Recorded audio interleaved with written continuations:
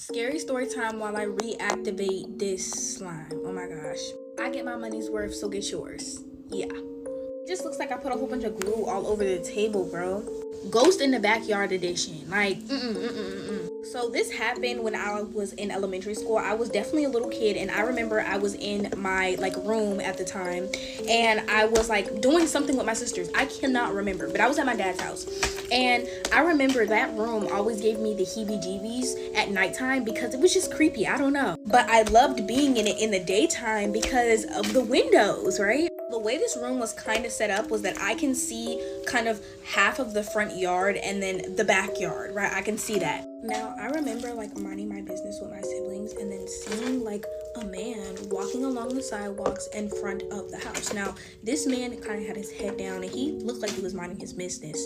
So I'm not thinking it's a big deal. Time goes on, my sisters go to their room, and I completely forgot that this man walked by, right? I'm chilling next to my window, and next thing you know, I see this same man that I seen earlier in my backyard walking around my dad's garden just in circles. He did 2 or 3 times.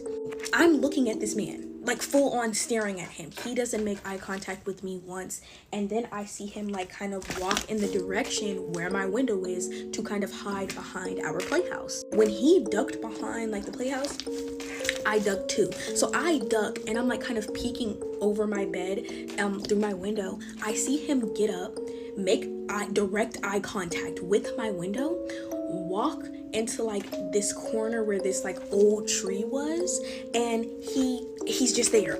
He's out of my view. So I immediately run to my dad. I'm like, Dad, there's a creepy man in our backyard. You gotta get him. He's creepy. He was just in our backyard. So obviously concerned, he gets up, he goes to the backyard, he checks all the places where I tell him to check, and he's like, look, there's nobody back here. What are you on? There's no one back here. And I'm like, no, there is. He went behind this way, just tripping off of it. I know some people are gonna be like, okay, where's the scary part? This is not scary, y'all. To describe my old house and its backyard, we had this huge fence that you couldn't climb up unless you had some type of assistance. You needed assistance to climb this wall. So everybody's looking at me like I'm crazy because what are you talking about? There's nobody back here. And I'm just trying to explain myself, I promise I'm not crazy. I'm not making this up. I'm not gonna say they didn't believe me, but I feel like they definitely thought I was tripping. I remember in that same night, I seen this man standing by my bay window, and I was terrified, and I hardly ever slept in that room again. So that's the scary part, and no one believed me. And I know a lot of y'all don't believe my story times, but I couldn't make this up, y'all. That man was in my backyard, and I seen him. I can still remember every detail about this man to this day. Bye. Being born and raised in the Appalachian Mountains, I've experienced a lot of unexplainable things, and I'm not the only one. Today I'm going to be sharing a story with you that a follower sent to my email. I moved to Pennsylvania right after turning 15. Before that, I lived on the West Coast, so I had no knowledge of what happened in the Appalachian Mountains. Nothing about those rules like closing your curtains at night or not responding to your name being called when nobody's around. In our house, we had a crawl space on the 2nd floor. I had claimed the bedroom with the door to the crawl space. And once summer started next year, I started hearing scratching coming from inside of the crawl space. I thought it was a squirrel, but my dad couldn't find anything inside. The scratching continued, but I ignored it. At some point, I thought I could hear my name being called from behind the door. Now, my parents were very religious. I was taught that if I heard my name being called, it was the Holy Ghost trying to tell me something or trying to comfort me. I said a silent prayer to myself when I heard my name being called in that house. I think I had really just got lucky, and I had moved out of that bedroom and into a different bedroom without the crawl space after my sister had left for college and I got to move into her room. I had another experience in that house soon after I turned 18. I was packing up my bags, getting ready to move away from college, and I had a lot of anxiety because of that. Something that helped me was getting fresh air. It was already nighttime, but I stepped out on the back porch to get some fresh air. The moon was really bright that night, and I could see most of the yard very well. It was a large yard, roughly 6 acres, with a creek and a wooded area to one side, a hill and a wooded area on the opposite side of the creek, and behind a small pond in the back of the yard was the road.